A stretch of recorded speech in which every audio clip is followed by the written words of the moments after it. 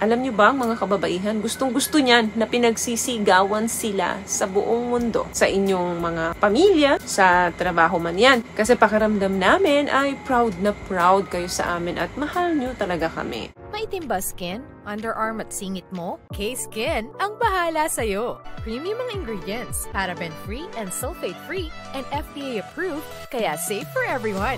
With K-Skin, ibalik ang alindog mo. Huwag nang magpahuli.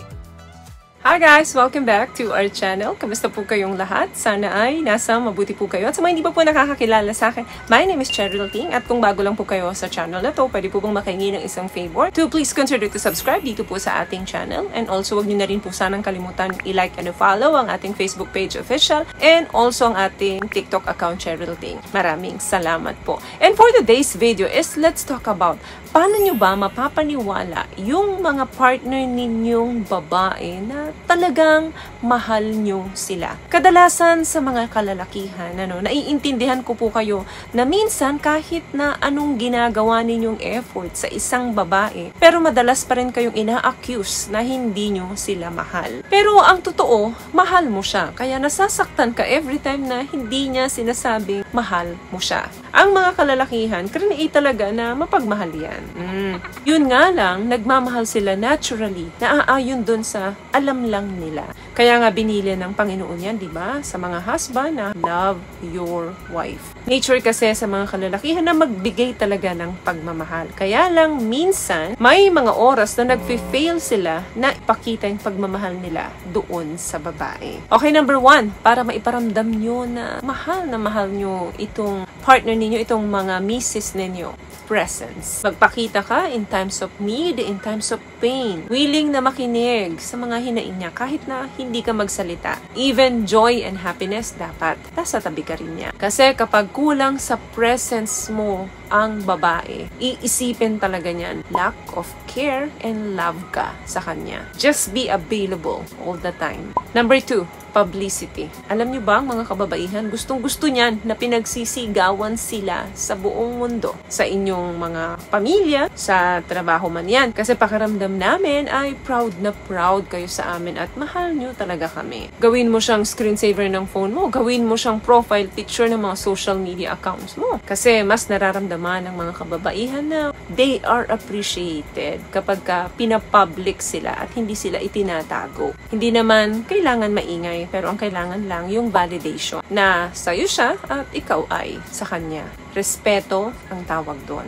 Another thing, partnership. Gusto rin ng mga kababaihan at nararamdaman nila na validated sila, mahal sila, and appreciated sila ng lalaking ito kapag kayo po ay nagbibigay ng task or humihingi ng favor sa kanila. Kahit na alam mo kung paano gawin ito, kung paano solusyonan ito, tanungin mo siya at hingian mo siya ng suggestion. Allow her to do something for you. Hayaan mo din siya na minsan siya yung magdesisyon para sa'yo. That way kasi, naipaparamdam mo sa kanya yung power niya sa buhay mo. At naipaparamdam mo sa kanya na kailangan mo siya sa buhay mo. What I love about this product, itong No More Dark Secret ng K-Skin, bukod sa may advanced whitening na siya na kung saan pwede niyang matulungan na pumuti yung mga singit-singit mo, moisturizing, meron siyang anti-irritation, antibacterial, maintain healthy pH level. Hindi lang pambabae, meron din po tayong pang-lalaki. Another thing, ito, importante ito, pampering.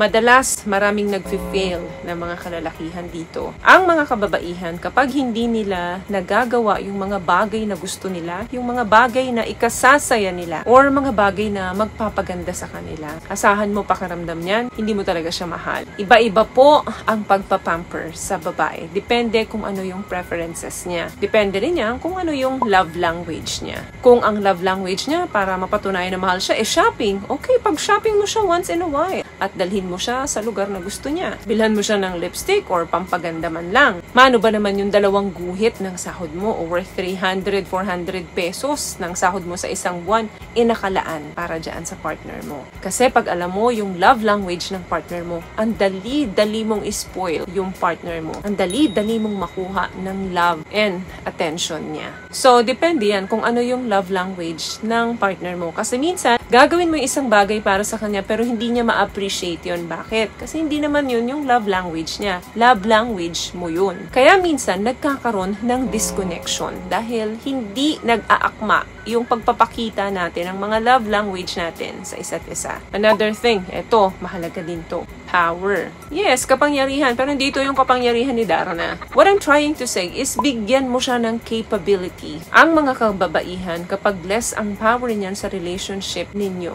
pakiramdam niyan, hindi mo siya ganun kamahal. Bigyan mo siya ng power na iset up yung buhay ninyo minsan. Kapag ang power ng babae sa relasyon ay struggle, nako, ang love talaga, hindi niya mararamdaman yan. Pero ikaw, alam mo, mahal mo siya, kaya lang naho-hold yun or nakukulong mo because wala nga siyang power sa relasyon nyo. Puro ikaw ang sentro, puro ikaw ang tama sa relasyon, puro ikaw ang palaging nagdedesisyon. Hayaan mo siya minsan na magdesisyon. At syempre, kapag nagdesisyon siya, sumang-ayon ka. Give your woman some power para makita niya kung gaano mo siya kamahal at kung gaano mo siya pinagkakatiwalaan. Another thing, promotion. Anong ibig kong sabihin dito? Ang tagal-tagal nyo nang magkarelasyon, nasa girlfriend stage pa lang siya. Bakit hindi mo siya gawing fiancé? Then after ilang taon, gawin mo na siyang wife mo. Hindi yung para kayo go with the flow, walang plano. Kung ano lang yung dumating, kung ano lang yung nandyan, yun lang yung hinaharap ninyo. Kapag ang babae matagal na sa isang relasyon at